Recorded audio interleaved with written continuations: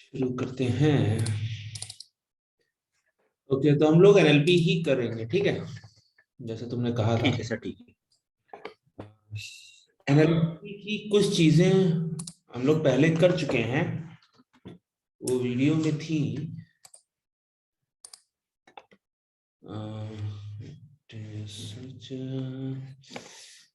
Playlists और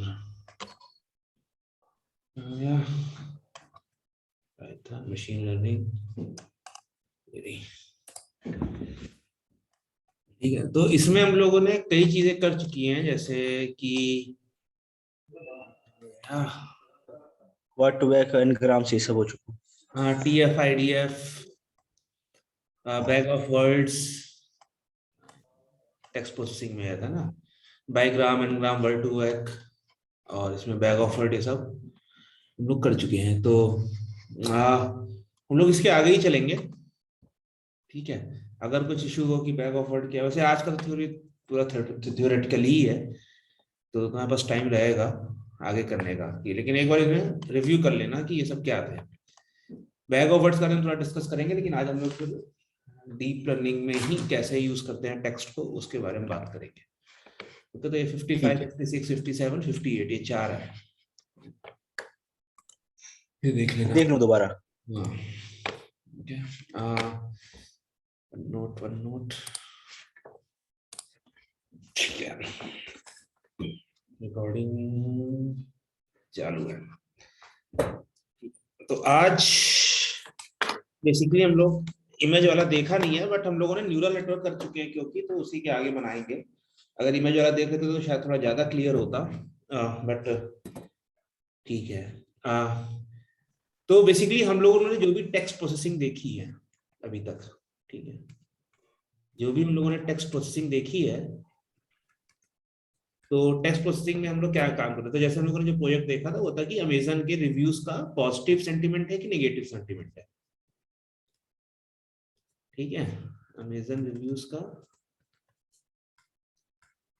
positive है या फिर निगेटिव सेंटीमेंट है, या फिर हम लोग उसमें से स्टार, नंबर ऑफ स्टार्स कितने देगा, वो चीज हम लोग प्रिडिक्ट कर रहे थे। तो हम लोग बेसिकली कर क्या रहे थे, हम लोग जो सबसे सिंपल तरीका था वो था हमारा बैग ऑफ वर्ड्स का। बैग ऑफ वर्ड्स में क्या होता है कि हम लोग अपनी एक वोकेबलरी बनाते हैं। वोकेबलरी क्या होती है कि जितने भी यूनिक वर्ड्स हैं आपके टेक्स्ट में, पूरे डेटा सेट में, unique words in whole data set, जितने भी यूनिक वर्ड्स हैं आपके पास, आप उन सबको वर्ड को एक इंडेक्स दे देते हो। जैसे कहीं पर आ गया द, तो आपने द को दे दिया कि इसका इंडेक्स 1 है, ठीक है। और मान लो कि हमारे वोकेबलरी में 10,000 वर्ड्स हैं, जैसे ज्यादा हो सकते हैं, क्योंकि जैसे इंग्लिश में की डिक्शनरी में अराउंड 3 लाख वर्ड्स हैं, ठीक है। तो यहाँ पर हमारे मान लो कि हमारे पास जो डेटा सेट है, हम लोग अपनी वोकेबलरी उसी से बनाते हैं, और उसमें 10,000 वर्ड्स है। उसके बाद हम हर वर्ड को एक इंडेक्स देते थे, जैसे मैंने दा को दे दिया 1, आर्ट को दे दिया मैंने 2, विजडम को दे दिया मैंने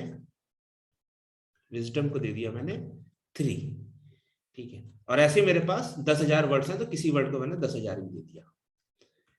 अब ये जो नंबर है, इनको हम लोग क्या करते हैं, अगर याद होगी तो इनकी हम लोग वन हॉट एनकोडिंग करते हैं, ठीक है। तो अगर मेरे पास दी आया, तो दी का मेरे पास रिप्रेजेंटेशन होगी 1, और बाकी सब में मेरे पास सारी पोजीशन पर 0 0 होगा, और इसकी लेंथ कितनी होगी 10,000, क्योंकि हमारे पास 10,000 वर्ड्स है पूरी डिक्शनरी में। आर्ट आया, ठीक है, तो दी को हम लोग ऐसे रिप्रेजेंट करेंगे, आर्ट को हम लोग रिप्रेजेंट करेंगे 0 1 0 एंड सो ऑन 0 0 0, और इसकी भी लेंथ 10,000 रहेगी। तो इससे क्या होता है कि हमारे जितने भी वर्ड्स हैं वो सारे के सारे एक सेम साइज में आ जाते हैं, सेम शेप कह लो, सेम साइज में कह लो, और ये हम इसको हम किसी को भी इनपुट कर सकते हैं फिक्स करने के लिए, ठीक है। अच्छा, बाकी जो सेंटिमेंट एनालिसिस या जो लोग हम लोग रिग्रेशन कर रहे थे, तो अच्छा तुमने अभी जैसे ये लिख दिया, तुमने द आर्ट लिख दिया, ठीक है। तो मान लो कहीं पर टेक्स्ट लिखा हुआ है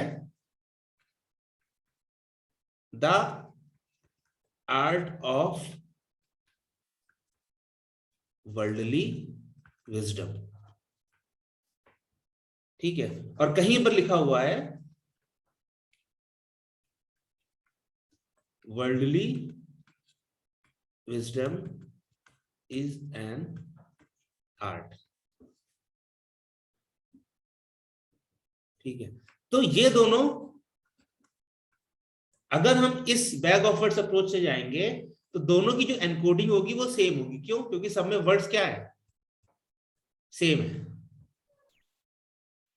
या सॉरी, हाँ, the worldly wisdom meaning of the same है। आर्ट। अगर मैं यहां कर देता हूं of the art, worldly wisdom of the art. ठीक है, तो दोनों की जो हमारा मशीन लर्निंग एल्गोरिथम होगी, जो भी होगी एल्गोरिथम, वो देखेगी, वो कहेगी कि यार क्योंकि एनकोडिंग सेम है, क्योंकि यहां पर हम लोग कोई ऑर्डर नहीं ले रहे हैं,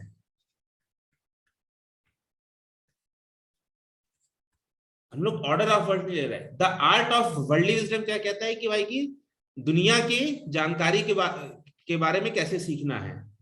और ये क्या है कि आर्ट, कला के बारे में दुनिया की जानकारी क्या है। और ये क्या है, दुनिया की जानकारी की कला। तो ये दोनों, क्योंकि एग्जैक्ट सेम वर्ड्स यूज हुए हैं, ठीक है, तो ये लग रहा है कि मशीन लर्निंग एल्गोरिथम को लगेगा कि ये दोनों सेम चीजें हैं, जबकि ये दोनों की दोनों एकदम डिफरेंट चीजें हैं। इसको तुम ऐसे भी ले सकते हो कि this movie is the shit. ठीक है,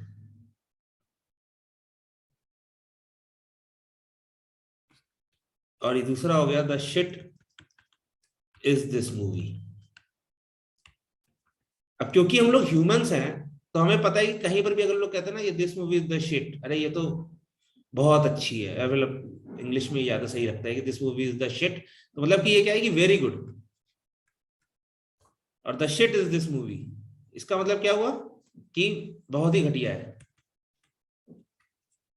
लेकिन मशीन लर्निंग एल्गोरिथम के लिए ये दोनों इक्विवेलेंट है। क्यों? क्योंकि उसने ऑर्डर कभी देखा ही नहीं, उसने सिर्फ इंडिविजुअल वर्ड्स देखे हैं।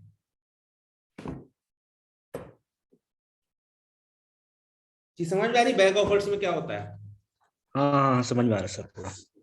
तो बैग ऑफ वर्ड्स, TF-IDF, ठीक है, वर्ड टू वैक, ये सब क्या है? ये सब ऑर्डर को खो देते हैं। ग्लोव भी, हाँ, एक ग्लोव भी होता है वो भी। ग्लोव अगर एम्बेडिंग्स निकालता है ना, क्या करता है वो? हाँ हाँ, वो भी करता है। हाँ, तो वो ऑर्डर खो जाए। अगर आप वर्ड के लिए अगर एम्बेडिंग निकाल रहे हो तो आप ऑर्डर खो रहे हो। ठीक है, उसमें ऑर्डर, इन सब में ऑर्डर मेंटेन करने के लिए वो लोग क्या लगते हैं, वो लोग बाईग्राम्स और एनग्राम यूज करते हैं थोड़ा सा, कि अगर जैसे द शिट आया, ठीक है, तो ये लोग द शिट को भी एक एनकोडिंग कर देते हैं। इसलिए थोड़ा सा ऑर्डर उसमें कहीं से ला सकते हैं, लेकिन जो पूरा सेंटेंस का ऑर्डर है, वो सेंटेंस का ऑर्डर इन्हें कभी नहीं मिलता है। तो ये एक बड़ी प्रॉब्लम है। और यही जो है, ये जो सेंटेंस है, जो एक पूरा सेंटेंस है, इसी को हम लोग कहते हैं सीक्वेंस। क्योंकि एक के बाद एक के बाद एक वर्ड आते जा रहे हैं और ये अपने आप में एक पूरी एंटिटी है। तो एक हो जाता है। अच्छा, ऐसा ही टाइम सीरीज डेटा के साथ भी होता है। मतलब कि टाइम सीरीज डेटा क्या होता है कि आपके पास यहाँ पर कुछ डेटा होता है और यहाँ पर आपके पास टाइम होती है। तो ये जैसे स्टॉक मार्केट का प्राइस है कि नीचे चल रहा है, नीचे चल रहा है। जो हम लोग क्लासिकल मशीन लर्निंग में करते हैं वो क्या करते हैं, यहाँ तक पूरी ट्रेनिंग कराते हैं, उसके बाद हम उसे ये 5, मान लो कि 5 दिन का डेटा दिया हमने, 5 डे का डेटा, ठीक है, उसके बाद हम लोग कहते हैं बताओ भाई छठे दिन क्या प्रिडिक्शन होगा, मतलब लास्ट एक हफ्ते का स्टॉक मार्केट देखकर अगले हफ्ते का क्या स्टॉक मार्केट का प्रिडिक्शन रहेगा। ठीक है, तो ये भी हम लोग ऑर्डर पूरा खो दे रहे हैं। थोड़ा सा ऑर्डर मेंटेन है कि हमने 5 दिन का डेटा लिया है, बट ये जो पूरा ऑर्डर है हम लोग इसको खो दे रहे हैं, जो पूरी इंफॉर्मेशन इसमें है हम लोग इसमें खो दे रहे हैं। लोग ट्रेनिंग करा रहे हैं, लेकिन वो ट्रेनिंग हमारी बिट बाय बिट है। ठीक है, तो सीक्वेंस क्या होता है, हम लोग आज पढ़ेंगे सीक्वेंस के बारे में। सीक्वेंस क्या होता है कि आपके पास एक ऑर्डर होता है कि x1 x2 x3 x4 x5 and so on xn, और ऐसे इसके करस्पॉन्डिंग आपके पास कुछ आउटपुट होना है। ठीक है, इस तरह की प्रॉब्लम्स क्या क्या हैं?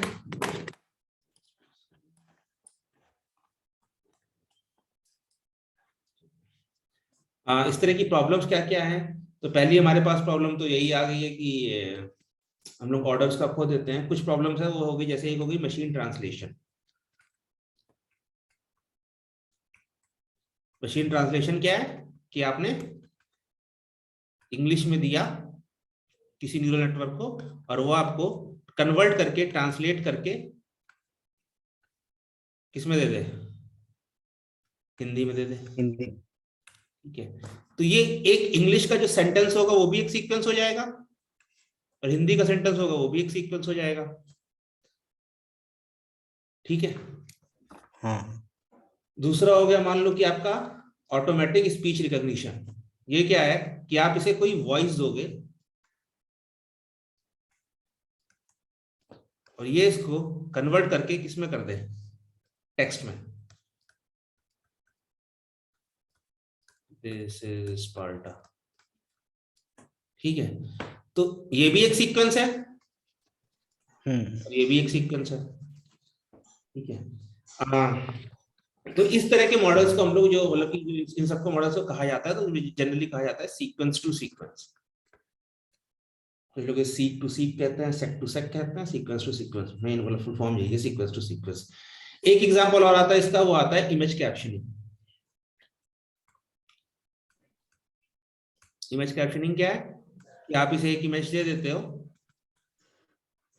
और ये कहता है, आपने इमेज दिया इसको और इनपुट कहता है कि this contains a person, the happy person behind mountains. ठीक है, तो आपने इसे एक इमेज दी और इसने इसको कन्वर्ट कर दिया एक टेक्स्ट सीक्वेंस में। ठीक है, अच्छा, तो अब यहां पर हम लोग ये सब पढ़ क्यों रहे हैं, क्योंकि जो हम लोगों ने न्यूरल नेटवर्क जो पढ़ रखा है उसमें क्या इश्यू आता है? इसमें जो इश्यू आता है कि हमारा जो आउटपुट है वो डिपेंड करता है सीक्वेंस ऑफ इनपुट पे।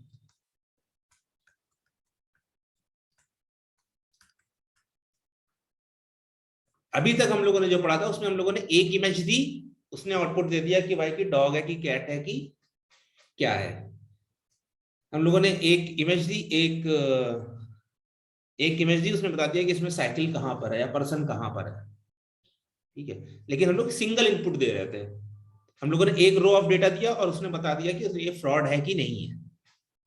हमारा सारा काम एक रो एक से ही काम हो जा रहा था, बट अभी हमारे पास जो आउटपुट है वो डिपेंड करता है सीक्वेंस ऑफ इनपुट्स की वजह से। इसलिए हमें यहाँ पर new types of neural network चाहिए, नया नया तरीके का न्यूरल नेटवर्क चाहिए। जो हम लोगों ने पढ़ा है उससे काम नहीं चलेगा। उससे काम क्यों नहीं चलेगा, तो उसकी हम लोग बात कर लेते हैं कि क्या प्रॉब्लम है।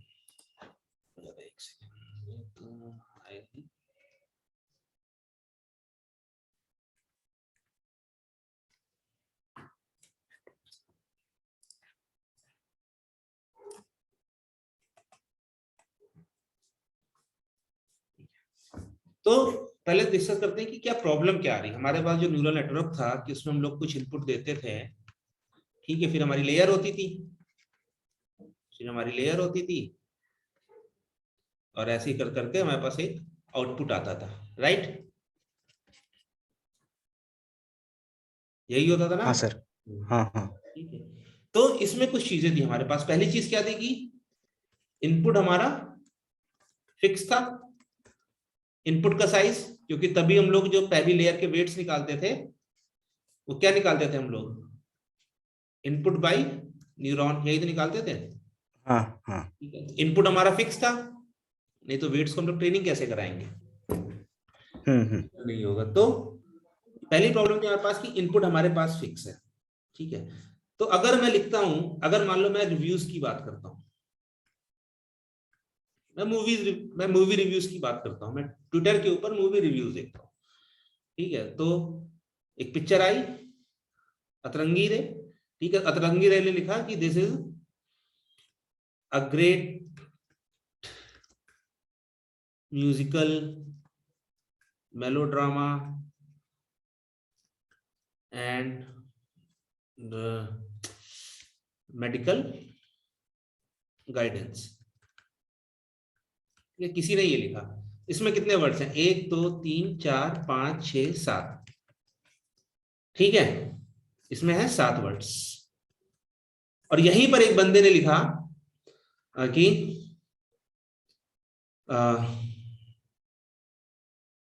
धनुष and Rahman, not A R लिखते हैं, सिंपल रहमान लिखते हैं।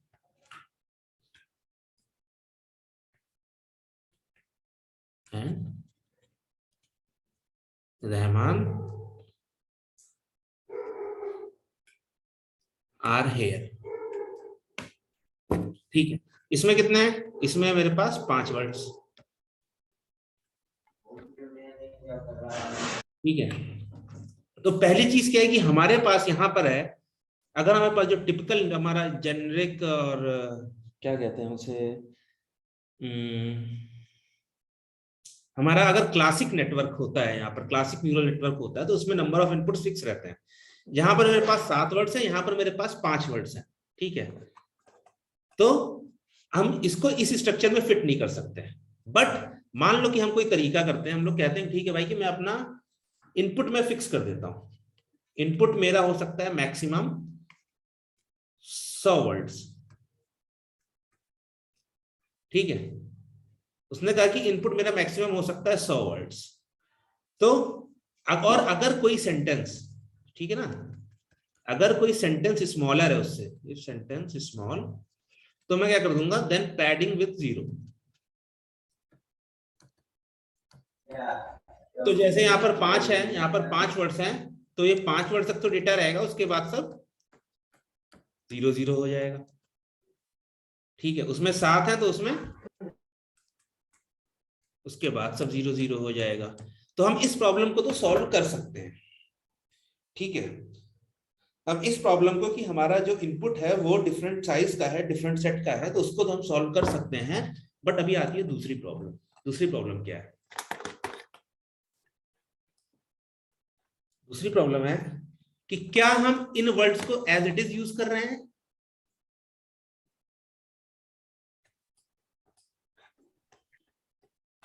नहीं ना, हम लोग इन वर्ड्स को एज इट इज यूज नहीं कर रहे हैं, हम लोग इन वर्ड्स को एनकोड कर रहे हैं, क्योंकि हमारी वोकैबुलरी कितनी बड़ी है, 10,000 शब्द की। तो अगर मैंने इफ लिखा है तो इफ मेरा कहीं से चलते चलते चलते कहीं पर 1 होगा, बाकी सब जगह क्या हो जाएगा, 0, ठीक है। अब ये 1 हो जाएगा, बाकी सब जगह 0 हो जाएगा। मेरे पास 7 वर्ड्स हैं रिव्यू में, उसकी डायमेंशन कितनी हो गई, 7 इंटू 10,000, 70,000, ठीक है। और मेरा जो न्यूरल नेटवर्क है, मैंने उसमें लिमिट रखा कि 100 वर्ड्स की। उसकी इनपुट लेयर कितनी हो जाएगी? इनपुट लेयर में कितने न्यूरॉन्स होंगे? एक वर्ड के 10,000 है तो 100 वर्ड के 1,00,000। 1,00,000 कहाँ, नहीं 10, नहीं, हाँ 10,00,000। ठीक है। तो मेरी जो पहली इनपुट लेयर है वो हो गई 10,00,000 की, and so on and so on, ठीक है। मान लो मैंने यहाँ पर 100 न्यूरॉन्स लिए, तो मेरे वेट्स का मैट्रिक्स कितना हो गया, 10,00,000 भाई, इंटू 100। कितने वेट्स हो गए मेरे पास, 10 करोड़।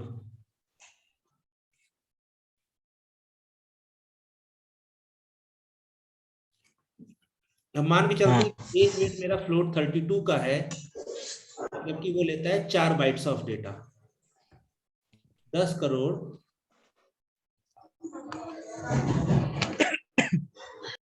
इंटू 4, ठीक है, तो ये हो जाएगा मेरे पास 40 करोड़।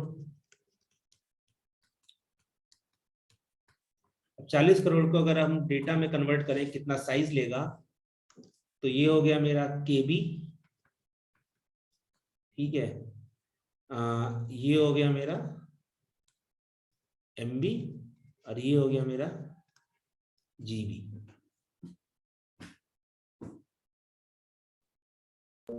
किलोबाइट, मेगाबाइट,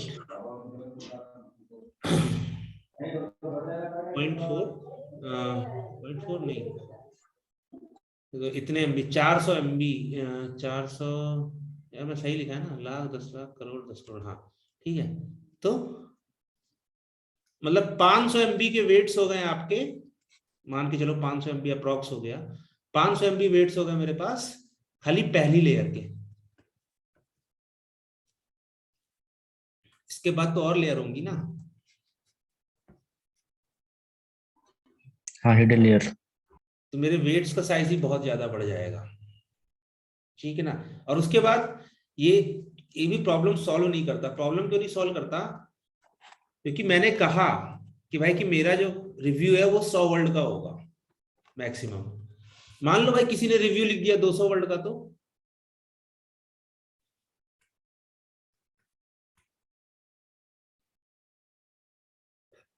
क्या करोगे? 100 वर्ड में डिवाइड करोगे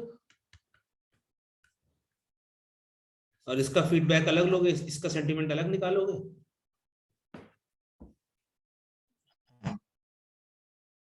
क्योंकि फिर तुम सीक्वेंस को ब्रेक कर दे रहे ना। तो ये जो तरीका था, जो टिपिकल न्यूरल नेटवर्क है, ये हमारी प्रॉब्लम को सॉल्व नहीं करता है। टिपिकल मतलब एमएलपी वगैरह ही ना? हाँ ठीक है। ठीक है, ये एमएलपी हमारा नॉर्मल जो टिपिकल न्यूरल नेटवर्क है, जो फुल्ली कनेक्टेड लेयर वाला है, कन्वोल्यूशनल नहीं, फुल्ली कनेक्टेड लेयर वाला नेटवर्क है, वो हमारा इसको प्रॉब्लम सॉल्व नहीं करता है। ठीक है, तो अब क्या कर सकते हैं? तो हमारे पास मेन प्रॉब्लम्स क्या है?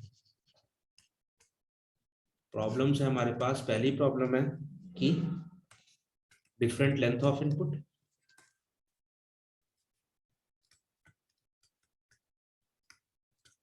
ठीक है। तो दूसरी प्रॉब्लम क्या है? साइज ऑफ पैरामीटर्स,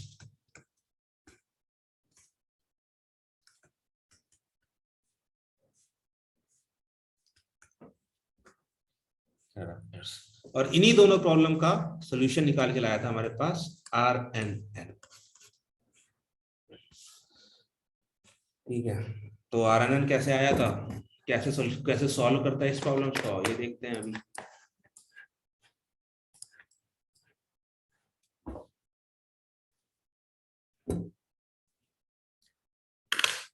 तो बेसिकली RNN का फुल फॉर्म है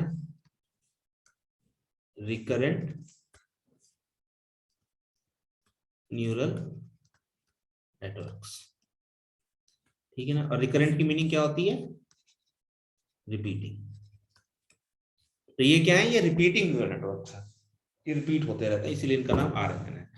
RNN के ऊपर फिर मतलब कि आर्किटेक्चर की बात है, जो CNN है वो एक इनपुट सिंगल इमेज लेता है, जो RNN है वो हमारे सीक्वेंस को इनपुट लेते हैं। और RNN में हमारे पास बहुत सारे हैं, उसमें जैसे एक RNN है बेसिक, मतलब प्लेन RNN है, फिर RNN के टाइप्स हैं, फिर उसके बाद RNN की प्रॉब्लम्स को सॉल्व करने के लिए हमारे पास 3 आते हैं, LSTM, ग्रू, और अभी जो लेटेस्ट चल रहा है ट्रांसफॉर्मर्स,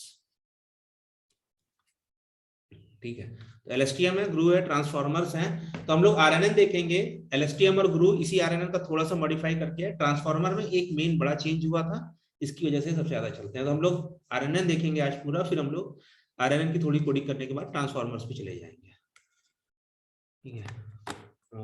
ओके, तो पहले देखते हैं प्रॉब्लम क्या है हमारे पास। प्रॉब्लम क्या है? मान लो कि मेरे पास प्रॉब्लम है बाइनरी क्लासिफिकेशन की। बाइनरी क्लासिफिकेशन क्या है कि मेरे पास 2 आउटपुट आएंगे, या तो 1 होगा या तो 0 होगा। और टास्क जो हमारे पास ये है कि भाई कि मेरे पास रिव्यूज हैं और रिव्यूज से मुझे बताना है कि ये पॉजिटिव रिव्यू है या फिर निगेटिव रिव्यू है। ठीक है, और मतलब हमारे पास यही है कि मेरे पास एक कुछ इनपुट है, एक्स मेरा इनपुट है और वाई मेरा, आई का मतलब है ith सैंपल, ये मेरा आउटपुट है कि आपका जो टेक्स्ट है वो पॉजिटिव सेंटीमेंट शो करता है या नेगेटिव सेंटीमेंट शो करता है। ठीक है, तो हमें क्या करना है, हमें क्लासिफाई करना है वर्ड्स को, क्लासिफाई वर्ड्स इनटू 0,1।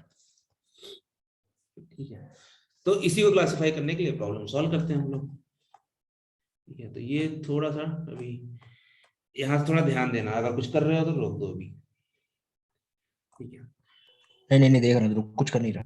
नहीं मैं बता रहा हूँ, मतलब कि अगर कुछ कर रहे हो, पानी पी रहे हो तो अभी रुक जाओ, फिर पानी पी के।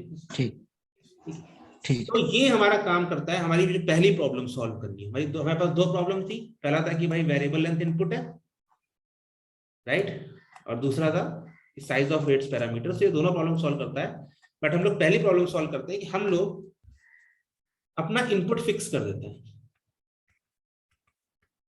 जो कि क्या है कि 1 वर्ड एट अ टाइम। ठीक है, वर्ड हमारे पास यहां पर रिप्रेजेंट हो रहा है x1 से, मतलब x1 ये पूरा सेंटेंस है और x11 क्या है, उस सेंटेंस का पहला वर्ड। ठीक है, हाँ x12 क्या हो गया, पहले सेंटेंस का दूसरा वर्ड। ठीक है, x13 ऐसे ही हो गया। तो हम लोग एक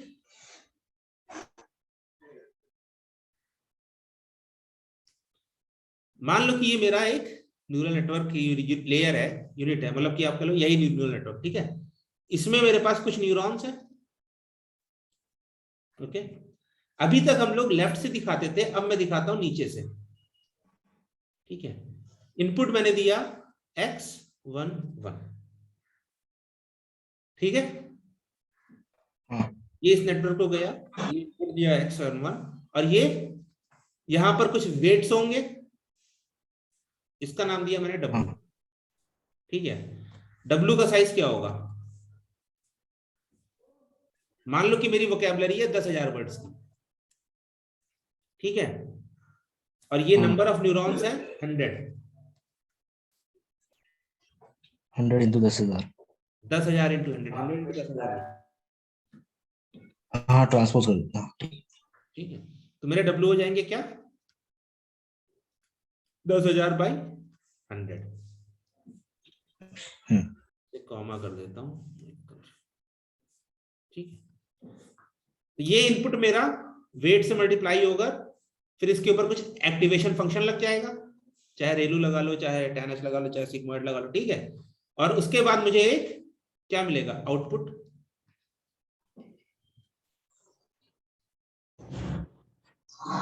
ठीक ना, इनपुट मल्टीप्लाइड बाय वेट्स, उनके ऊपर फंक्शन, एक्टिवेशन फंक्शन, वो मुझे क्या दे देंगे, एक आउटपुट दे देंगे। ठीक है, हाँ। तो ये मेरा आउटपुट 1 क्या हो जाएगा, function of w into x11, w x plus C होता है ना, w x प्लस बी जो हमारा न्यूरल नेटवर्क होता है। ठीक है, हाँ अब ये मेरा पहला वर्ड हो गया। ओके, अब मैं दूसरा वर्ड निकालता हूं।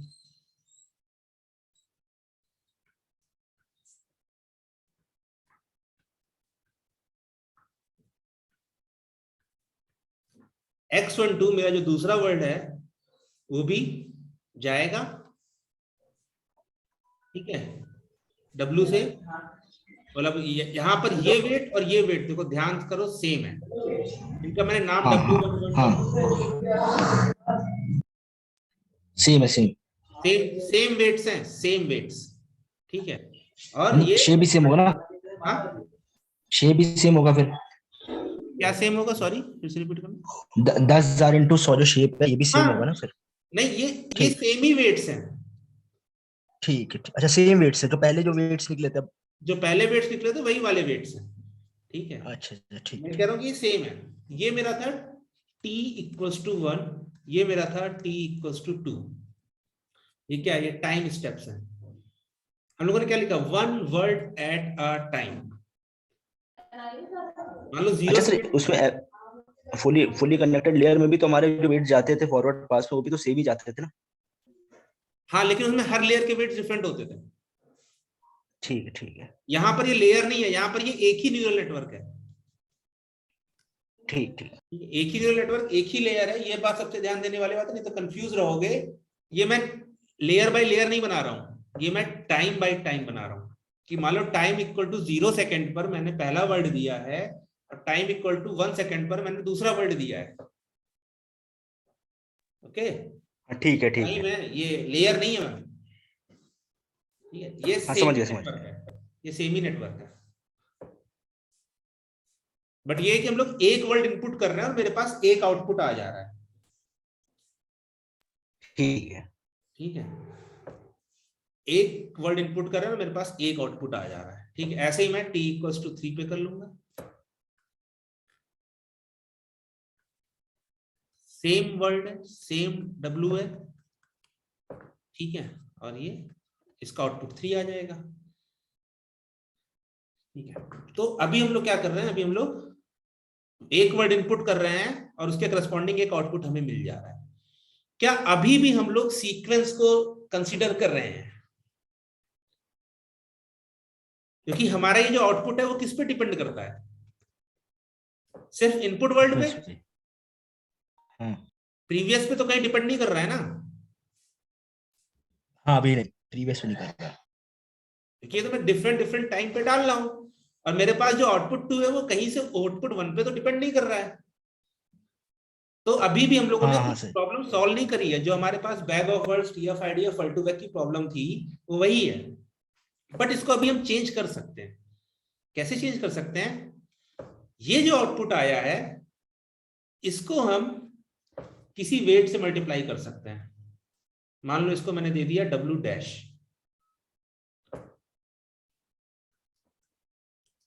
W dash and so on. अब मेरा जो आउटपुट है वो क्या रहेगा, O2 मेरा बन जाएगा W into X12 plus O1 into, या फिर sorry, plus W dash into O1।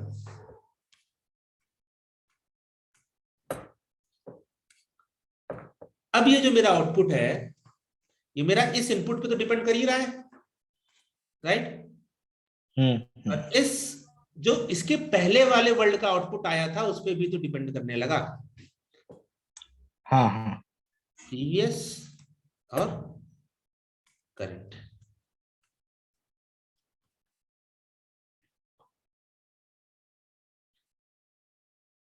तो इस तरह से हमारी जो वाली प्रॉब्लम थी कि हम लोग सीक्वेंस नहीं कंसीडर कर रहे थे, तो वो हमने इस प्रॉब्लम से इस तरीके से सॉल्व कर लिया कि हम लोग प्रीवियस का डेटा भी अब उठा के लेकर आ रहे हैं।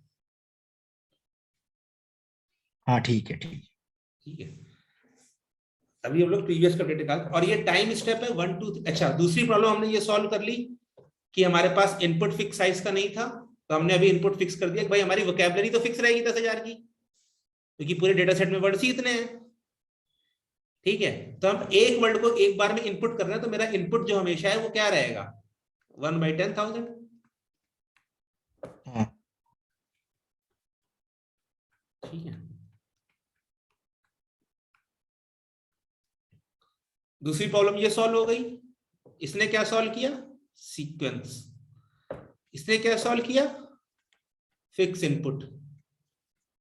तीसरी प्रॉब्लम क्या थी कि अगर हम लोग फिक्स इनपुट करते थे पैडिंग करके, तो हमारे नंबर ऑफ पैरामीटर्स बहुत ज्यादा हो जा रहे थे, राइट? हाँ। यहां पर मेरे पास ये वेट, ये वेट और ये वेट सेम है। ये डिफरेंट वेट्स तो है नहीं, ये तो सेम है। तो मेरे पैरामीटर्स कितने रहेंगे? मान लो कि ये मैंने फिक्स कर दिया कि भाई ये मैं 100 न्यूरल नेटवर्क्स लूंगा। ठीक है, तो मेरे वेट का साइज फिक्स रहेगा कितना, 10,000 बाई, 100। ये मल्टीपल लेयर्स तो है नहीं, यही पूरा न्यूरल नेटवर्क है, तो टोटल नंबर ऑफ पैरामीटर्स कितने हो जाएंगे, इतने ही रहेंगे। सर एक चीज पूछनी, जैसे अभी आपने कहा इसमें एक ही नेटवर्क रहेगा, तो हम लोग के पास अगर 1 लाख डेटा, 1 लाख का सैंपल्स है, तो हम लोग एक बार में पास कर देंगे सर? नहीं नहीं, एक एक करके करेंगे, अच्छा अच्छा, ठीक। एक word at a time, okay okay, ठीक one word at a time ही जाएगा इसमें। देखो, ठीक है। ठीक। CNN या फिर बाकी नेटवर्क में जहां पर हम लोगों ने बैचिंग पढ़ी थी, हम लोगों ने हाँ हाँ, बैचेस बैच पढ़े थे ना, तो बैचेस में क्या डेटा दिखता लोडर है कि से। हमारे जितने सैंपल्स थे, जितने इनपुट्स थे, सब के सब इंडिपेंडेंट थे, एक इमेज दूसरी इमेज के ऊपर डिपेंडेंट नहीं थी। तो हम्म। वहां पर हम लोग एक साथ भेज सकते थे। यहाँ पर हमें भेजने में ठीक है दिक्कत होगी, यहाँ पर हमें भेजने के लिए कोई दूसरा तरीका अपनाना पड़ेगा, क्योंकि हम ठीक है। ठीक। जब तक पहला वर्ड नहीं भेज सकते तब तक दूसरा वर्ड नहीं भेज पाएंगे। ठीक है, हाँ सर। तो ये यहाँ पर हमने दूसरी तीसरी प्रॉब्लम ये भी सॉल्व कर ली कि भाई कि हमारे जो, क्योंकि नंबर ऑफ वेट्स हैं तो एक ये रहेगा मेरे पास, ठीक है, और दूसरा सेट ऑफ वेट्स मेरे पास W डैश रहेगा, जो कि मेरा जिसका साइज रहेगा, क्योंकि यहाँ पर आउटपुट 100 आ जाएगा, तो 100/100, जो कि यहाँ से आउटपुट में मुझे 100 मिलेगा, और उसको मैं वापस, मुझे इनपुट इनपुट के 100 न्यूरॉन्स है उनसे मल्टीप्लाई करना है, तो ये मेरे पास 100/100 हो जाएगा। तो मेरे पास टोटल 2 सेट ऑफ वेट्स आएंगे, एक आएगा इनपुट वाला और एक आएगा जो हम लोग पुराने वाले आउटपुट आउटपुट। को लेकर आ रहे हैं। ओके, एक सेट ऑफ वेट्स और आएगा, वो कैसे आएगा, वो यहां से आएगा कि मान लो कि आपका 3 सेंटेंस का रिव्यू था, ठीक है, तो यहां पर आपके पास 100 आ गए हैं, आपके पास 3 सेंटेंस का रिव्यू था। अब आपको इस रिव्यू को क्या करना है, प्रिडिक्ट करना है कि भाई कि ये पॉजिटिव है कि निगेटिव है। तो आप क्या करो, आपके पास 100 न्यूरॉन्स है, आप सॉफ्ट मैक्स लगा दो अपना, और ये आपको एक दे देगा कि ये 0 है या 1 है। ठीक है, तो ये यहां पर 100 से 2 के में जाने के लिए आपको एक वेट और लग जाएगा, जो कि हमें उसे बनाता है डबल डैश, डबल डैश, और ये हम कर देते हैं 100/2। तो टोटल हमारे पास सिर्फ 3 सेट ऑफ वेट्स हैं, हमारे पास हर लेयर के लिए अलग वेट नहीं है। हमारे RNN में 3 सेट ऑफ वेट्स होते हैं, एक होता है इनपुट टू नेटवर्क, दूसरा होता है नेटवर्क टू नेटवर्क, और तीसरा होता है नेटवर्क टू आउटपुट। ठीक। ओके, देन इस तरह से हम लोग अपना कि मल्टीपल डिफरेंट साइज इनपुट को हम लोग करते हैं, और उससे हम लोग एक आउटपुट लेकर। ध्यान देने वाली बात यह है कि ये टाइम है, आप टाइम बढ़ते, आप एक एक वर्ड दे रहे हो, और जो उसका आउटपुट आया उसको आप दूसरे के इनपुट में यूज कर रहे हो। ध्यान देने वाली बात ये है, ठीक है। तो नेटवर्क जो हमारे पास बना रहता है वो ऐसे ही बना रहता है कि, सुनाते एक बार थोड़ा साफ से आपकी बात, ठीक है। तो नेटवर्क हमारे पास, अगर आप कहीं से देखोगे कि कहीं पर फिगर देखोगे, तो ये आपका फंक्शन है, इससे आया O1 W dash, sorry O1 W dash, इसको आपको इनपुट गया X11 W से, फिर इसको आपको इनपुट गया X12 W से, इसका आउटपुट आया O2 W डैश,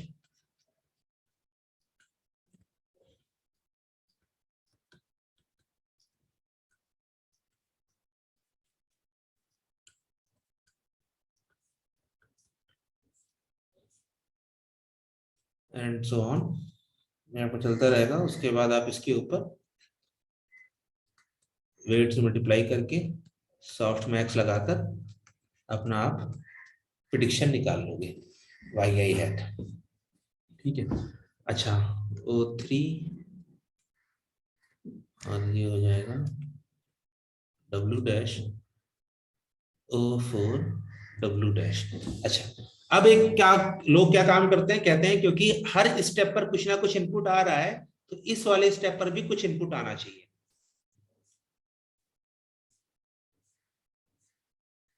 ठीक है। तो ये लोग क्या कहते हैं कि क्या इनपुट होना चाहिए, तो भाई कुछ नहीं होना चाहिए, सेम साइज का आप या तो जीरोस या रैंडम नंबर से आप इनपुट दे दो। ठीक है, तो ये मेरे पास हो जाता है O0। ठीक है। ठीक है। अच्छा, अब ये हर बॉक्स सेम हो गए, तो इसको एक तरीका होता है लिखने का कि O of t minus one, O of t, ये आपके पास आ गया x एट t। ठीक है। अच्छा, ये भी नहीं है। ठीक है, ये हो गया है एक बॉक्स, एक इस तरह से रिप्रेजेंट करते हैं। एक रिप्रेजेंटेशन और है, तो जब एलएसटीएम वेलएसटीएम पढ़ोगे तो ज्यादा समझ में आएगी। तो रिप्रेजेंटेशन अभी देख लो, एलएसटीएम हम लोग देखेंगे नहीं, खाली फिगर देख लेंगे। क्या होता है हमारे पास, ये बॉक्स होता है। ठीक है, यहां से मेरे पास आया O of t minus one. ठीक है, और यहां से मेरे पास आया x i at t। X i हो गया सैंपल, और टी हमारा पास हो गया कि पहला वर्ड, दूसरा वर्ड, तीसरा वर्ड, चौथा वर्ड, पांचवा वर्ड। ठीक है, और ये यहां पर मेरे पास है डब्ल्यू डैश, और यहां पर मेरे पास है डब्ल्यू। इनके ऊपर एक ऑपरेशन हुआ, हाँ। ऐड किया हमने। उसके ऊपर फिर हमने अपना एक्टिवेशन फंक्शन लगाया। ठीक है। इससे हमने अपना आउटपुट दे दिया O ऑफ टी। और अगर ये लास्ट लेयर, अगर ये लास्ट वर्ड है मेरे पास इनपुट का, ठीक है, तो इसके ऊपर मैंने अपना फंक्शन लगाया, कोई भी फंक्शन। मैंने यहाँ पर मतलब जो हम लोग चाहो तो सॉफ्ट मैक्स लगा लो या फिर लगा लो। ठीक है, ये मैंने निकाल कर मेरे को मेरा प्रिडिक्शन दे देता है। तो अगर इस तरह कहीं अच्छा। नोटिस कि कहीं से कुछ इनपुट आ रहा है, बीच में प्लस और एफ और जी हो रहा है, तो ये हमारे पास, ये इसे कहते हैं बॉक्स नोटेशन।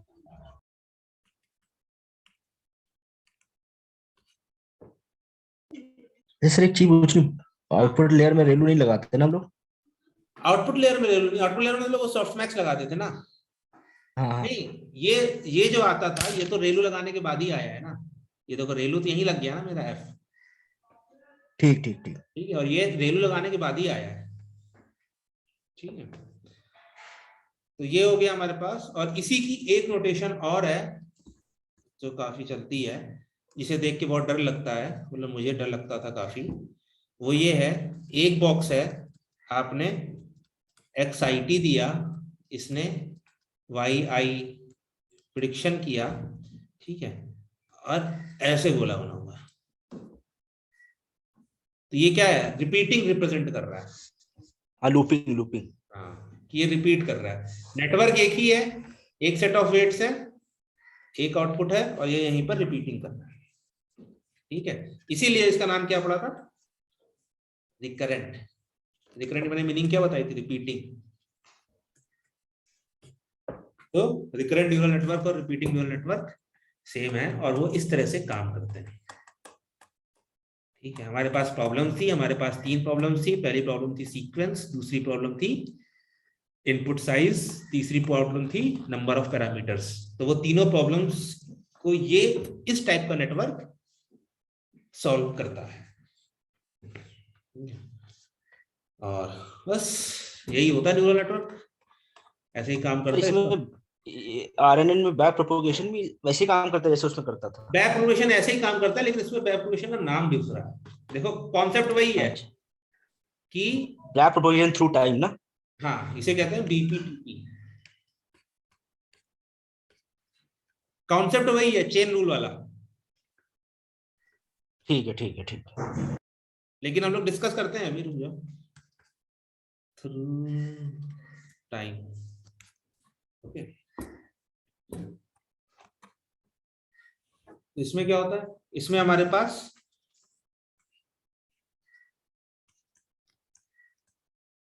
सॉरी, ये है डब्लू, ये है डब्लू डैश, ठीक है, ये फंक्शन है, ये फंक्शन है, ये फंक्शन है, ये फंक्शन है, एंड सो ऑन, फंक्शन है। ठीक है, इससे मेरा कुछ आउटपुट निकला, और डब्लू डबल डैश, और ये है मान लो डब्लू, ये मान लो है एक्स आई 10, ये है ओ 10। ठीक है, 10 वर्ड से मेरे सीक्वेंस में, और डब्लू डैश डबल डैश लगाकर, सॉफ्ट मैक्स लगाकर मेरे पास वाई आई हैट आ गया। ठीक है, तो मेरे पास अगर वाई आई हैट आ गया है, मतलब प्रिडिक्शन आ गया, तो मेरे पास एक लॉस फंक्शन भी आ जाएगा, जो हम निकाल सकते हैं ओरिजिनल वैल्यू और प्रिडिक्टेड वैल्यू से। राइट, और बैक प्रोपेगेशन हमारा क्या होता है कि हमें इस लॉस के ऊपर, ये लॉस कैसे, ये जो वेट्स हैं ये लॉस से कैसे रिलेटेड है, हमें वो निकालना होता था। तो वो निकालने के लिए हम क्या करते थे, D L by D W impact निकालते थे वेट्स का लॉस पे। निकालते थे, टारगेट हमारा यही रहता था। ठीक है, हाँ तो अगर अपनी यहाँ पर इक्वेशन लिखूं, तो मेरे पास हो जाता है, O1 हो जाता है function of W x I1 plus W dash O0, यही होता है। यहाँ पर O0 आएगा और उससे मेरा O1 निकलेगा। राइट, ठीक। इनपुट से मल्टीप्लाई करो डब्लू को, और आउटपुट से मल्टीप्लाई करो डब्लू डैश को, और दोनों को ऐड कर दो, यही तो है हमारा न्यूरल नेटवर्क। ठीक है, O2 मेरे पास हाँ क्या आ जाएगा, function of W x I2 I2 plus W dash O of 1। ठीक है, एंड सो ऑन बाकी भी चलेंगे। तो O10 मेरे पास क्या आएगा, function of W of x I X 10 10 plus W dash W dash O 10। 9, एक पहले वाले लेकर आते हैं ना। हाँ हाँ, नहीं नहीं। ठीक है, और ये प्रिडिक्शन क्या हो जाएगा, y dash y I hat equals to g, मान लो हमारा सॉफ्ट मैक्स है, ये हमारा हो जाएगा W double dash into O 10, output को डब्ल्यू डब्ल्यू से मल्टीप्लाई करो, उसके ऊपर सॉफ्ट मैक्स लगा, वही मेरा प्रिडिक्शन आ जाएगा। ठीक है। हाँ हाँ। तो पहले हमें क्या निकालना पड़ता है, पहले हमें निकालना पड़ता है लॉस, हमें निकालना है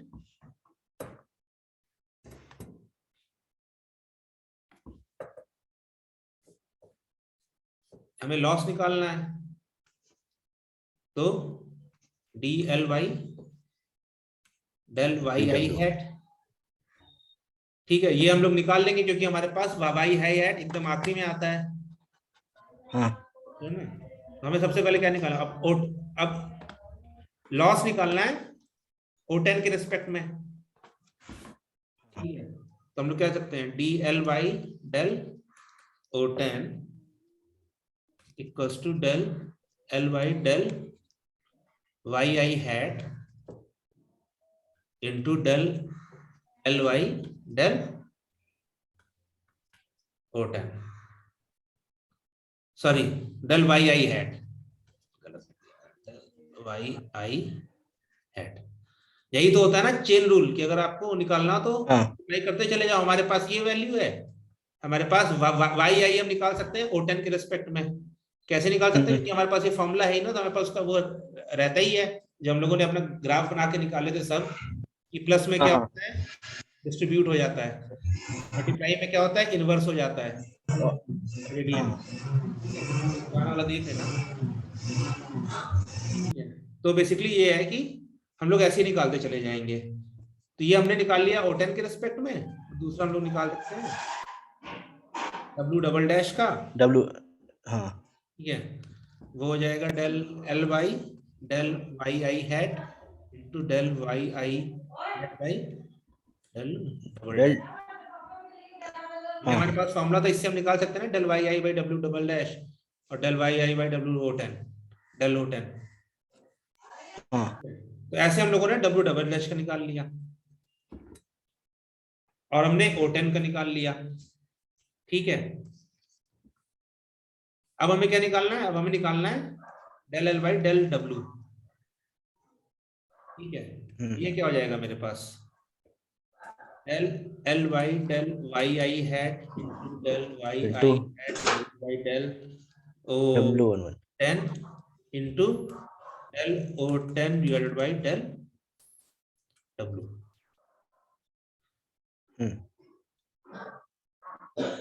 क्यों, क्योंकि जो मेरा डब्ल्यू का फॉर्मूला में, सॉरी मेरा O10 का फॉर्मूला क्या आ रहा था, मेरा O10 आ रहा था W into XI10 plus plus कहाँ गया W dash into W O9। Dash dash. ठीक है, तो यहाँ पर प्लस लगा हुआ है, अच्छा इसके ऊपर फंक्शन वैल्यू लगा हुआ था तो निकाल के आ जाएगा। तो ऐसे ही हम लोग डेल डब्ल्यू निकाल लिए, W एक्स डैश निकाल लेंगे। बट हमें मेन क्या चाहिए था, हमें मेन चाहिए था कि हमारे वेट्स हमारे लॉस के रिस्पेक्ट में कैसे चेंज हो रहे हैं। हाँ हाँ ठीक। एक डब्ल्यू ये हो गया, एक ये हो गया, और एक हम लोग और निकाल लेंगे उसका डब्ल्यू सिंगल डैश का,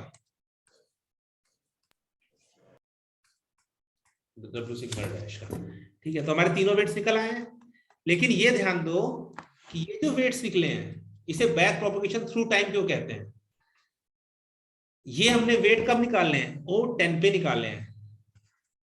ये देखो ना, हाँ हमने सब कुछ O10 के रेस्पेक्ट में निकाला है, हमने यहां पर अभी खाली वेट्स निकाले हैं, राइट। हाँ। और ये न्यूरल नेटवर्क तो है नहीं, ये क्या है, ये हमारी सीरीज, ये जो सीक्वेंस है ये क्या बता रहा है, ये टाइम बता रहा है कि पहले हमने एक टाइम। इनपुट, ये जब मेरा लास्ट वर्ड गया है, मेरे सेंटेंस का लास्ट वर्ड गया है, उसके बाद आउटपुट प्रिडिक्शन आया है, उससे मैंने बैक प्रोपोगेट करके लाया। ठीक है, अब मुझे यहां पर भी तो निकालना है,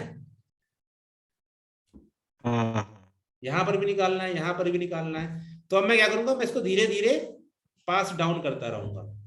तो क्योंकि ये मेरा टाइम आगे जा रहा था, तो बैक प्रोपोगेशन थ्रू टाइम क्या हो रहा है कि मैं टाइम के थ्रू वापस आ रहा हूं।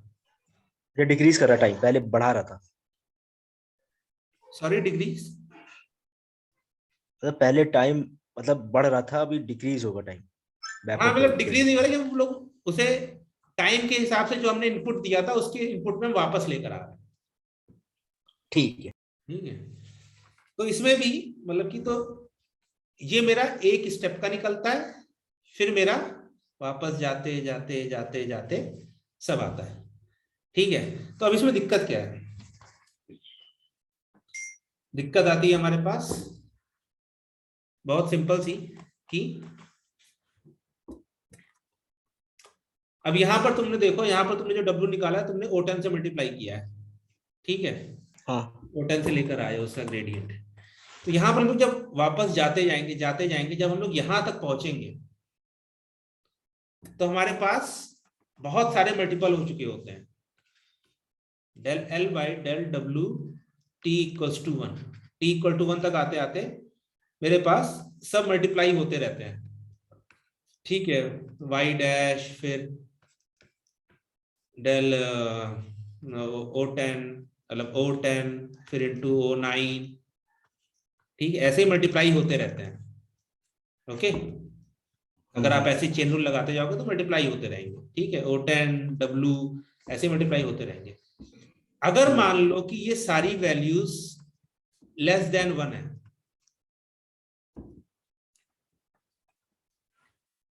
मान लो कि मेरे ग्रेडियंट्स हैं वो अगर लेस देन 1 है, तो अगर मैं किसी वैल्यू को 1 से छोटे नंबर से मल्टीप्लाई करता हूं तो क्या होता है, मैं 2 को 0.5 से मल्टीप्लाई करूंगा तो क्या हो जाएगा, बहुत छोटा है नंबर। ठीक है, मैं 1 को 0.5 से मल्टीप्लाई करूंगा तो हो जाएगा 0.5, और छोटा। इसको मैं 0.5 से मल्टीप्लाई करूंगा तो हो जाएगा 0.25, इसको मल्टीप्लाई करूंगा तो क्या हो जाएगा 0.125। तो अगर आप किसी वेरी नंबर को 0 से कम से मल्टीप्लाई करते जाते हो तो वो नंबर क्या होता जाता है, छोटा होता और जाता है। छोटा। तो मान लो कि अगर ये नंबर 1 से छोटे हैं तो सैकड़ों मल्टीप्लिकेशन के बाद ये जो वैल्यू आएगी ये कैसी आएगी, ऑलमोस्ट जीरो। हाँ तो आप अपडेट तो कुछ कर ही नहीं पाओगे। सही बात है। ग्रेडियंट्स अगर आपके जीरो हो गए हैं, ग्रेडियंट जीरो है, तो वेट को अपडेट करने का फॉर्मूला क्या होता है? W new equal to W old minus W old plus into B, gradients. हाँ ग्रेडियंट। हाँ। ये तो होता है। ये अगर जीरो हम्म। हो गया तो न्यू और ओल्ड तो हमेशा बराबर ही रहेंगे, तो क्या लर्निंग हो हाँ सर। पाएगी? नहीं। नहीं हो पाएगी। तो इस प्रॉब्लम को हम लोग कहते हैं वैनिशिंग ग्रेडियंट्स।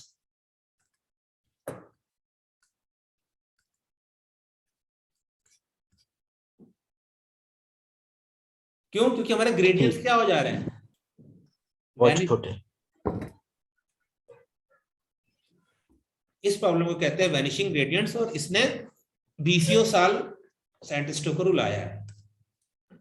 ठीक है, कुछ उसके सोल्यूशन निकाले थे, लेकिन बीसियों साल रुलाया है, और इन्हीं के सोल्यूशन आए थे हमारे पास एलएसटीएम और गुरु में, जो इस प्रॉब्लम को सॉल्व करते थे। अच्छा, जैसे वैनिशिंग है, वैसे ही हमारे पास एक होती है एक्सप्लोडिंग ग्रेडियंट। उसमें क्या होता है कि मान लो कि जो मेरे पास ग्रेडियंट्स हैं वो ग्रेटर देन 1 आ रहा है। ठीक है, तो मान लो 2 into 3 into 5 into 7 into 11 into something something something. ठीक है, तो अब मेरे पास जो ग्रेडियंट्स हैं वो जीरो आने की जगह क्या आने लगेंगे? बहुत बड़े। मान लो 2 लाख आ हाँ। गए। ठीक है, तो W old minus eta into 2 lakh. तो ये क्या करेगा? मान लो कि इसकी पहले वैल्यू थी 0.5, 0.5 माइनस, मान लो कि इसने ईटा से मल्टीप्लाई भी किया तो मेरे पास आया 200। इसकी वैल्यू क्या आ गई? -199.5 आ गई वेट की। हाँ। तो अब हाँ। मेरे वेट जो है वो इधर उधर इधर इधर उधर जंप करते रहेंगे। ठीक है। पहले अपडेट नहीं हो रहे थे, अब जंप होने लगे, तो हमारी लर्निंग फिर से नहीं हो पाएगी। तो इस प्रॉब्लम को कहते हैं हम लोग एक्सप्लोडिंग ग्रेडियंट।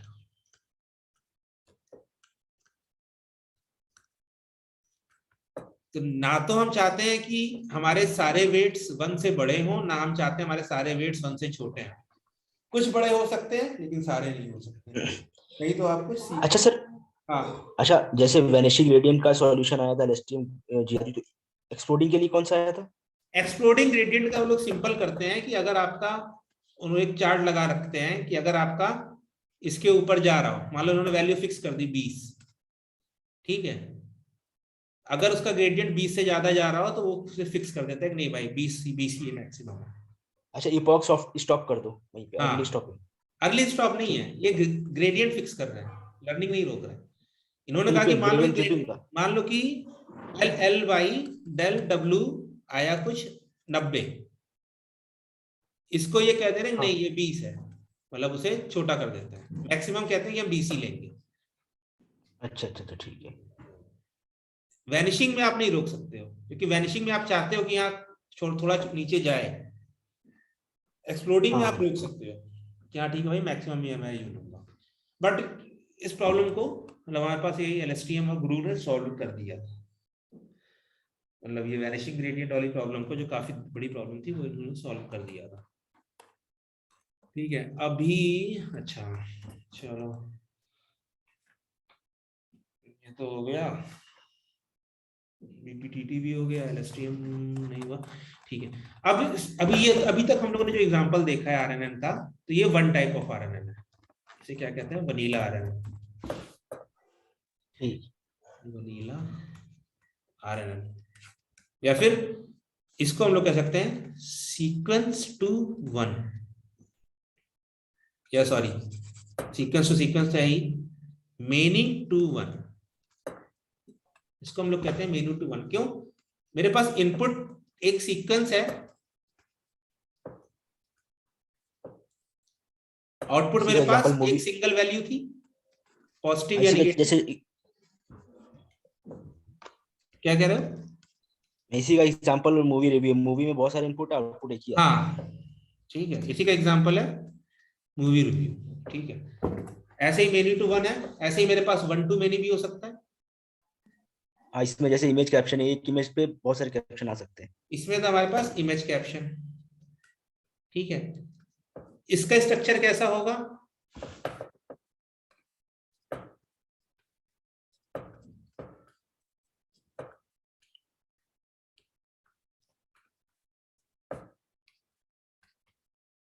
इमेज गई इनपुट, और यहां से फिर आपके पास yi1, yi2, yi3, yi4 and so on. आप चाहे एक्सटेंड कर लो, चाहे यहाँ पर एंड कर लो, ठीक है। इसमें अब आप हर स्टेप के बाद आउटपुट ले रहे हो, और इनपुट आपका देखो एक ही है, यहां पर मल्टीपल इनपुट थे, यहां पर इनपुट आपका एक ही बार है, लेकिन आप हर बार आउटपुट ले रहे हो। ठीक ठीक। ठीक है। अच्छा, इमेज कैप्शनिंग से ही अगर आप सोचोगे, अगर तुमने कहीं पर देखा होगा तो तुमने देखा होगा कि लोग एक फोटो देते हैं, ठीक है, और वो फोटो मान लो कि HTML के पेज की होगी, डिजाइन की, कि मेरी वेबसाइट ऐसी होनी चाहिए, बटन यहाँ पर, बॉक्स यहाँ पर, ये सब, ठीक है। तो ये क्या है, आपने एक इमेज दी और इसने आपको कोड दे दिया HTML का या पाइथन का। अच्छा, तो वो क्या है, वो यही तो है, वन टू मेनी, ठीक है। इसका अच्छा, वो एक वेबसाइट है सर, कोड भी सर मीनिंगफुल देता है क्या मतलब? हाँ, कोड पूरा बना के देता है, वो देखा नहीं है क्या? अच्छा, ये वाला मैंने नहीं देखा था। ये भी अच्छी चीज, बड़ी बढ़िया चीज है ये भी sir. HTML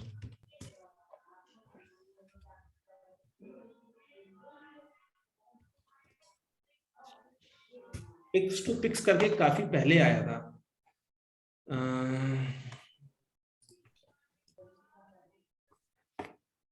screenshot to code है ये। अच्छा, ये उसने दिया, ठीक है। और ये इसने आउटपुट बना के दे दिया। इसने इमेज अच्छा इनपुट करी अच्छा, यहाँ पर, इसने पूरा HTML दिया, इसको प्रिंट करना है, ठीक है ठीक है ठीक इमेज अपलोड करी, इसने इनपुट दे, आउटपुट दे, HTML दे दिया। HTML को आपने ब्राउजर में खोल के देखा तो इसने ऐसा खोल के दे दिया। है। अच्छा अच्छा, ठीक है। ये इसका नेटवर्क है मेरे ख्याल से, डेक्स, ये LSTM लगाया हुआ है। ठीक। तो ये क्या हो जाता है, ये मेरे पास वन टू मेनी का ऑप्शन। तो मतलब कि ये प्रॉब्लम भी इमेज कैप्शनिंग की ही तरह है, ठीक है। उसके बाद आता है हमारे पास many to many. Many to many में दो आते हैं, एक आता है फिक्स्ड साइज आउटपुट। अच्छा सर, एक डाउट और था। अभी आपने, हम लोग आरएनएन पढ़ रहे हैं, तो जब इमेज कैप्शनिंग का जो काम हो रहा है, तो अभी तो हमारे पास टेक्स्ट भी और इमेज भी है, लेकिन आरएनएन हम लोग टेक्स्ट के लिए पढ़ रहे हैं, तो उसमें जो आर्किटेक्चर बनेगा तो उसमें कैसा बनेगा सर? क्योंकि इमेज का भी काम हो रहा है, तो वो पूरा आरएनएन भी करेगा कि कुछ और भी नहीं करना नहीं, पड़ेगा तो हमको ऐड? ये वेट हमारा फिक्स है, हाँ, इस वेट का साइज क्या होगा? फिक्स रहेगा। नहीं, फिक्स मतलब रहेगा। I into neuron, neuron into i. Number of input to neuron, या फिर न्यूरॉन टू आई, जो भी कह लो, तो ठीक है। हम लोगों ने टेक्स्ट में क्या किया था, इसका साइज फिक्स कर दिया था, जो हमारी वोकैबुलरी थी वो क्या थी, 10,000 की थी। इमेज में भी तो हम अपना साइज फिक्स कर सकते हैं कि कोई भी इमेज दो, वो उसको रिसाइज कर देगा किसमें, 400 बाय 400 में। अच्छा अच्छा, ठीक है। हाँ हाँ हाँ, ठीक ठीक ये फिक्स हो ठीक गया। वेट वेट का मेरे पास निकल गया, ये तो हमें पता ही है पूरा कैसे निकलना है। ठीक है ठीक है। ठीक है। तो मेनी टू मेनी में हमारे पास दो होते हैं, एक होता है फिक्स्ड साइज इनपुट का, आउटपुट का, और एक होता है मल्टी, मतलब क्या कह लो कि variable size output. Machine translation example आ जाएगा इसका। तो वेरिएबल साइज आउटपुट का तो हो जाता है मशीन ट्रांसलेशन, ठीक है। क्यों? क्योंकि हमारे पास जो वर्ड्स हैं, जरूरी नहीं है कि हमारे पास हर वर्ड के करस्पॉन्डिंग एक आउटपुट है, बट फिक्स साइज आउटपुट हमारे पास कैसे हो सकता है? कि हमारे पास for every word we have one output. इसका एग्जांपल जो है उसे हम लोग कहते हैं, एक एग्जांपल है उसका नेम्ड एंटिटी रिकॉग्निशन। अच्छा ठीक है।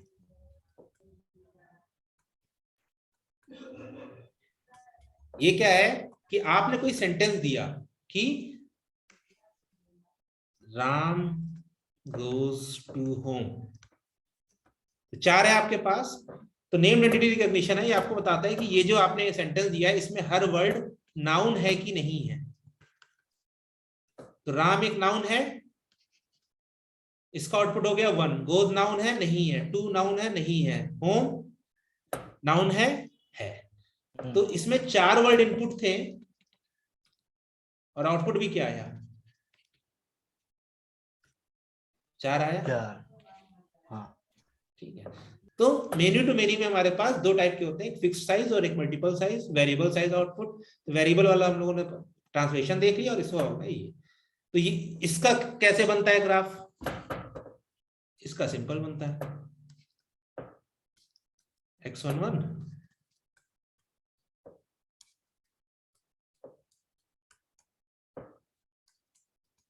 x12 x13 x14।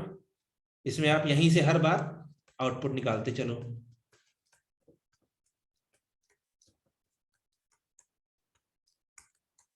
मान लो एंड हो गया, तो ये हो गया फिक्स वाला। ठीक है। इसमें एक इनपुट था, इसमें मल्टीपल इनपुट से एक आउटपुट था, इसमें मल्टीपल इनपुट और मल्टीपल आउटपुट हो गए। और एक देख लेते हैं हम लोग मशीन ट्रांसलेशन वाला, कैसे उसका आर्किटेक्चर कैसा बनता है।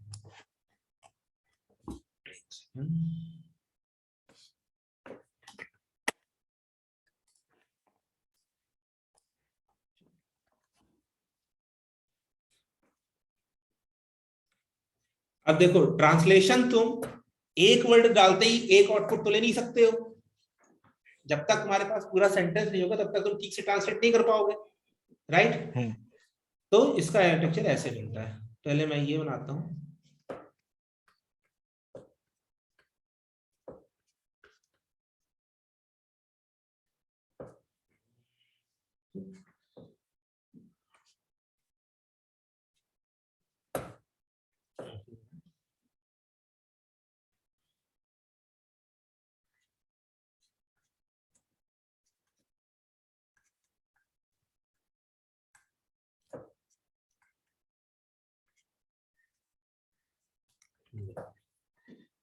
यहां पर मेरा सारे वर्ड चले गए,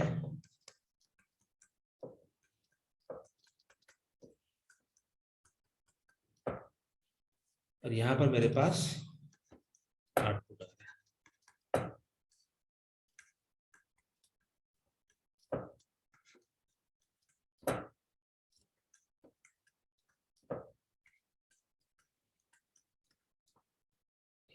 क्योंकि ट्रांसलेशन में हमें पूरा का पूरा टेक्स्ट एक साथ चाहिए, आप 2-3 टेक्स्ट वर्ड देखकर नहीं कर सकते हो। तो पहले आपका पूरा इनपुट जाता है, फिर उसके बाद आपका पूरा इनपुट आता है। तो यही आपका होता है, इसी को हम लोग, इस पार्ट को कहते हैं हम लोग एनकोडर, और इस पार्ट को हम लोग कहते हैं डिकोडर। ठीक है। मतलब ये ट्रांसलेशन वाले में नेटवर्क ऐसा बनता है, पहले एक एनकोडर होता है, फिर उसके बाद जब पूरा इनपुट हो जाता है फिर उसके बाद वो डिकोडर होता है, वो ट्रांसलेट करता है। तो ये आपका इंग्लिश में होते हैं वर्ड्स, ये आपके हिंदी या दूसरी लैंग्वेज, जो भी, मतलब लैंग्वेज चेंज कर लो, इंटरचेंज कर लो। बट इसका आर्किटेक्चर ऐसा होता है। ये किसका है? ये है many to many multiple variable output, many to many.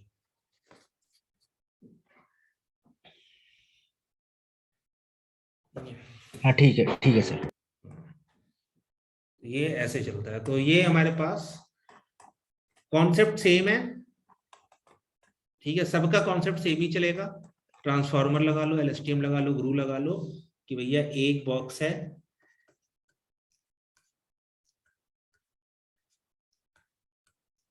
तो मतलब कि ये जो आउटपुट हो जाता है। अच्छा, ट्रांसफॉर्मर में भी मतलब ये टाइम स्टैम्प्स और ये सब सब आपको सेम का मतलब कॉन्सेप्ट है। देखो अच्छा, ये जो नेटवर्क था हमारा, ये हमारा प्रॉब्लम को सॉल्व करने के लिए लाया था।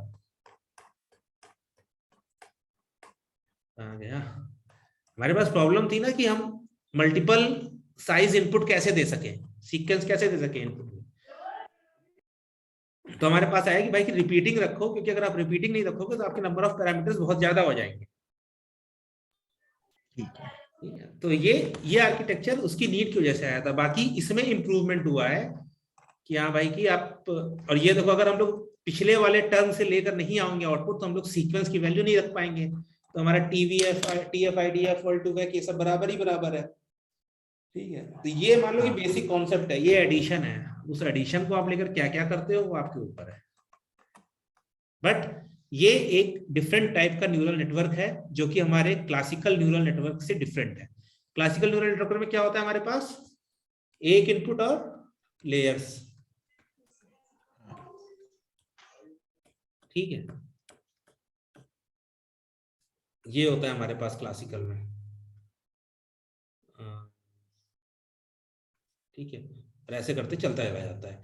और ये एक ही टाइम पर है, आपने एक इनपुट दिया, आपने उसका पूरा बैक प्रोपोगेट कर दिया। ये हमारे पास डिफरेंट आ गया कि अब यही एक ही न्यूरल नेटवर्क, एक ही लेयर है, और इसी में आप बार बार खेल खेल रहे हो।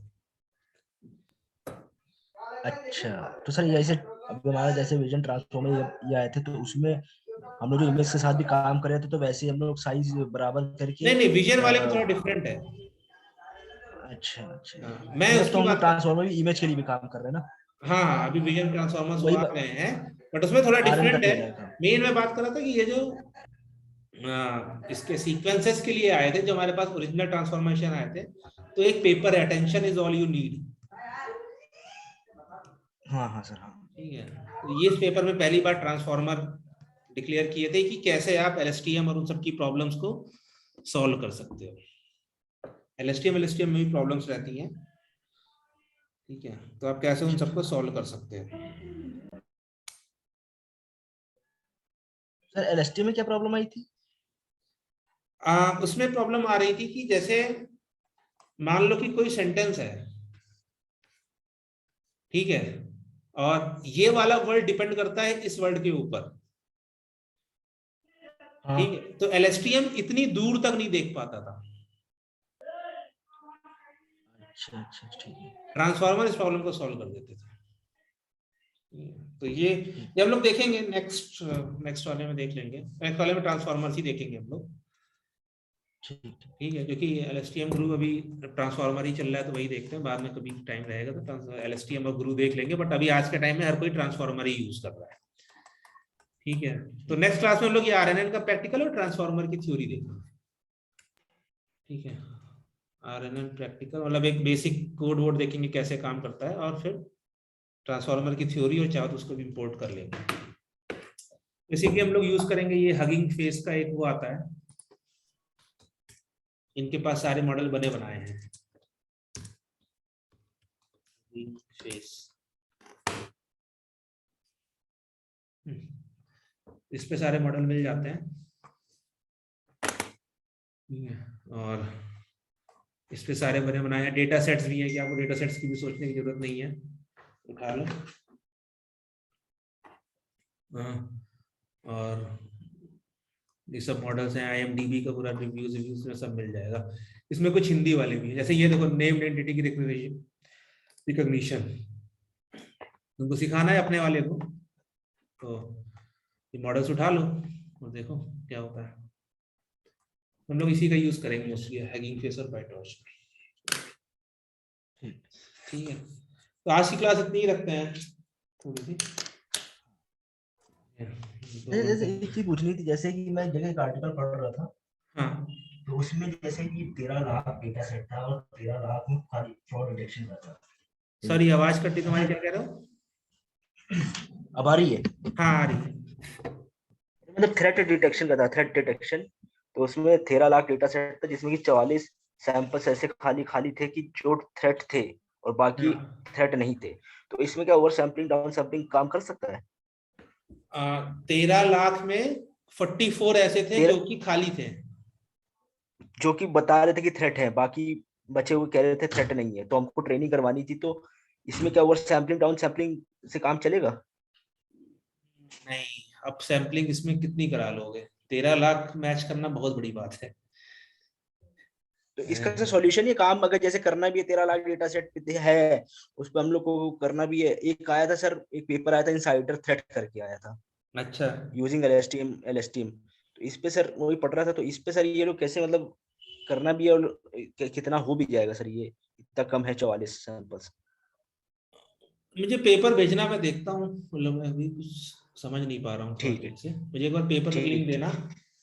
देख के बताता नहीं, हम हूँ। लोग ऐसे हमारे पास 100 सैंपल्स होते थे, तो 20 सैंपल मान लो कि क्रेडिट कार्ड फ्रॉड डिटेक्शन है, तो हम लोग सैंपलिंग कर लेते थे, काम चल जाता था। 30-40 है। अब हाँ इसमें 13 लाख है, तो 13 लाख सैंपल्स पूरे टोटल है, जिसमें कि 44 सैंपल्स ऐसे हैं जो ये बोलते हैं कि हाँ इसमें थ्रेट हुआ है, जैसे मतलब लॉगिन वगैरह इन सब में जो साइबर क्राइम वगैरह है, इसमें थ्रेट हाँ। हुआ है। बाकी जो थे सैंपल्स उसमें ये बोल रहा है कि थ्रेट नहीं था। अब वो ट्रेनिंग करानी, अब हमारे पास 44 सैंपल्स खाली है, हमारे पास थोड़ा बैलेंस होता तो भाई हमको पता है ट्रेनिंग अच्छी सही हो जाए। अब यहाँ प्रॉब्लम ये हो रही कि 44 सैंपल ही है, अभी तो कोई रेशियो भी नहीं है, 100 मतलब 1% का रेशियो है। तो अभी हम लोग ओवर सैम्पलिंग डाउन सैम्पलिंग से अगर मैं करूंगा अभी, तो मतलब ट्रेनिंग होगी सही या नहीं होगी, या कुछ और मेथड हम लोग को यूज करना पड़ेगा, ये पूछ रहा था। ट्राई तो कर सकते हो, बट मेरे ख्याल से इसमें हम लोग मतलब ट्राई करके देख सकते हो एक बार, क्योंकि बहुत ही ज्यादा इम्बैलेंस डेटा सेट है। तो पहली चीज तो है कि तुम्हारी मैट्रिक चेंज हो जाएगी, तुम एक्यूरेसी के ऊपर बिलीव नहीं कर सकते हो। हाँ, हाँ। क्योंकि मैं अगर ओवर सैम्पलिंग भी कर रहा हूँ तो डेटा सेट 22 लाख का हो जा रहा है। हाँ, ठीक है। यही और बात तो पूछा मतलब था, कि इसके लिए और भी कोई तरीके आते एक्यूरेसी हैं, तो ये लगा पूछ नहीं रहा था। सकते हो, क्योंकि एक्यूरेसी फेल हो जाएगी इसमें। एक्यूरेसी तुम्हारी 99.99% आएगी। बट वो इसलिए आएगी क्योंकि वो हर एक सैंपल को वही बोल रहा है कि ये सैंपल नॉन थ्रेट है, इसलिए अच्छा अच्छा, आएगी। ठीक। तो इसमें तुम्हें प्रिसीजन और रिकॉल लगाना पड़ेगा हाँ हाँ। एक्यूरेसी के लिए। और अच्छा, इसमें क्या प्रिसीजन रिकॉल देखना पड़ेगा, जिससे कि मेरा मतलब मुझे समझ में आ जाए कि हाँ मेरा भले एक्यूरेसी बढ़िया आ रही है, लेकिन प्रेडिक्शन भी ठीक ठाक आ जाएंगे। तो प्रिसीजन रिकॉल क्या मतलब दोनों का परसेंटेज सेम आना चाहिए, या कोई ज्यादा है कम आना चाहिए प्रिसीजन नहीं रिकॉल नहीं, में? दोनों ट्राई करना है कि दोनों ज्यादा है। अच्छा अच्छा, ठीक है ठीक है। ट्राई करना है कि दोनों ज्यादा आए। हो सकता है कि प्रिसीजन ज्यादा आ जाए, रिकॉल कम आ जाए, या फिर तो इसमें तुम्हें वो लगाना पड़ेगा कि तुम्हारे पास कंफ्यूजन मैट्रिक्स होती है, तो तुम इसमें कह दो कि फॉल्स निगेटिव ना जाए, ठीक है, फॉल्स पॉजिटिव भले आ जाए। क्योंकि फॉल्स पॉजिटिव का ठीक है मतलब है ठीक। कि जो तुम्हारी सिक्योरिटी एजेंसी है वो उसे वो कर सकती है, इन्वेस्टिगेट कर सकती है, बोल देगी नहीं हाँ नहीं हाँ, ये ठीक है, समझ फर्जी गया। था। लेकिन फॉल्स निगेटिव नहीं होना चाहिए, कि बोल दे कि नहीं भाई ठीक है थ्रेट ठीक। नहीं है और ये होना चाहिए। तो अगर तुम इसमें ट्राई करना चाहो तो ये ट्राई कर सकते हो, यही कि तुम्हारा मॉडल ऐसा हो कि फॉल्स पॉजिटिव भले ज्यादा आ जाए लेकिन फॉल्स निगेटिव नहीं आना चाहिए। मतलब फॉल्स नेगेटिव का जो एक्यूरेसी परसेंटेज है उसको कम डिक्रीज करना है जितना हाँ, मैं कर उसको सकूं। डिक्रीज करना है। ठीक है ठीक है। क्योंकि फॉल्स पॉजिटिव तो इन्वेस्टिगेट हो सकता है, फॉल्स निगेटिव नहीं हो हाँ, ठीक सकता। है ठीक। ठीक ठीक। अच्छा सर, ये रिकॉर्डेड ये कब ये डाल दीजिएगा यूट्यूब पे, नोट्स ठीक है, ये डाल बना दूंगा। लेता हूँ ना मैं। ये तो अभी, और हाँ डाल दूंगा ये मैं। और पिछले वाला भी सर डाल दीजिएगा जो आपने बताया था, इमेज वाला। अच्छा, ठीक है। वो भी बढ़िया था लेक्चर, वो भी ना। ठीक है, ठीक है। चलिए ठीक है, thank you sir. Thank you.